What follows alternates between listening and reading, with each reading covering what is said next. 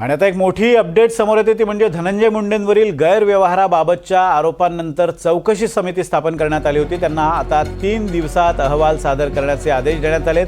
भाजप आमदार सुरेश धस यांनी मंत्री धनंजय मुंडे यांच्यावर गैरव्यवहाराबाबत आरोप केले होते। त्याची दखल घेत अजित पवारांनी एक चौकशी समिती नेमली होती। त्यांना आता अहवाल सादर करण्याचे आदेश देण्यात आले। धनंजय मुंडेंवरील आरोपांच्या चौकशीसाठी ही समिती आता 3 दिवसात अहवाल सादर करणार आहे, तसे आदेश अजित पवारांकडून देण्यात आलेले आहेत। राहुल कुलकर्णी आपले प्रतिनिधी या संदर्भात आपल्याला माहिती देतात। राहुल, नेमके काय आदेश देण्यात आलेले आहेत, समिती कधी नेमण्यात आली होती आणि अधिक तपशील या बातमी संदर्भातला? 30 तारखेला विनोद अशी समिती नियुक्त करण्यात आलेली होती। अवर सचिव सुषमा कांबळी यांच्या आदेशाने ही समिती स्थापन झाली आणि 3 वेगवेगळ्या जिल्ह्याचे अधिकारी या समितीमध्ये होते। धाराशिव जिल्ह्यातील सामान्य प्रशासन विभागाचे उपजिल्हाधिकारी संतोष बोर हे या समितीचे अध्यक्ष आहेत। तर अर्थ आणि सांख्यिकी संचालनालय मुंबईचे अप्पर संचालक मका भांगे आणि जालना जिल्ह्याचे जिल्हा नियोजन अधिकारी सुनील सूर्यवंशी हे दोघे सदस्य आहेत। साधारणपणे वित्त विभागाशी निगडीत असलेले हे 3ही अधिकारी आहेत। त्यांना 30 तारखेला हा अहवाल ही समिती नियुक्त करून 7 दिवसाच्या आत हा अहवाल द्यायला सांगितला होता। ही समिती सुरेश धस यांनी जो पेनड्राईव्ह अजित पवार यांना त्या बैठकीच्या वेळेला दिलेला होता, तर त्या पेनड्राईव्हच्या अनुषंगाने ही चौकशी करणार आहे आणि त्या पेनड्राईव्हचा मुख्य रोख बहुधा धनंजय मुंडे यांच्याच मतदारसंघाच्या अनुषंगाने असल्यामुळं पुढच्या 3-4 दिवसामध्ये या संदर्भातल्या काही घडामोडी बाहेर येतात का ते बघावं लागेल।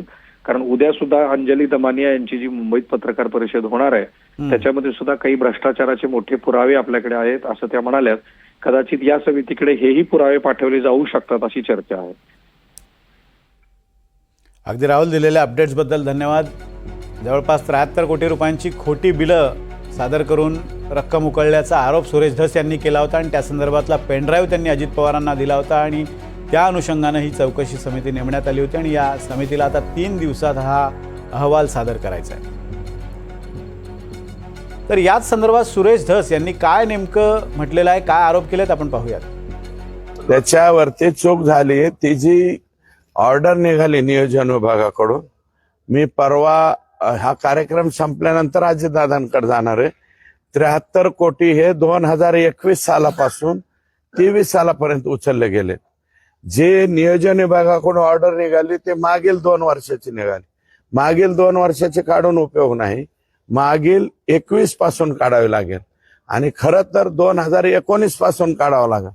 कोरोनाच्या काळात यांनी काय काय लफडी केलेली आहेत, लफडीच म्हणा, काय गोंधळ घातलेला आहे या जिल्ह्यामध्ये। कारण तुम्हालाही माहिती आहे आमच्या जिल्ह्यात रेमडेसिवीर सुद्धा विकत भेटत होता ना, त्याच्यासाठी मीच आंदोलन केलता ना सुरेशजी, मीच आंदोलन केलं। जगताप कलेक्टरचा माझा व्हिडिओ आहे, मला वाटतं तो व्हायरल केलेला आहे, तुमच्याकडे सेव असेल।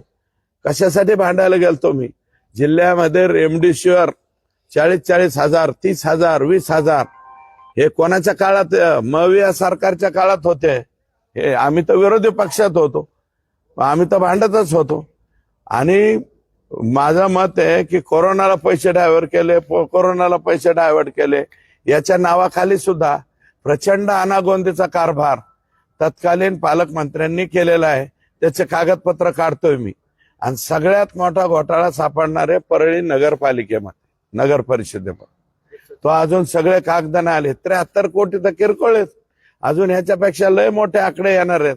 अजून बरंच आहे, तेलबिया आहे, आमच्याकडे आलेत कागद तेलबिया वगैरे।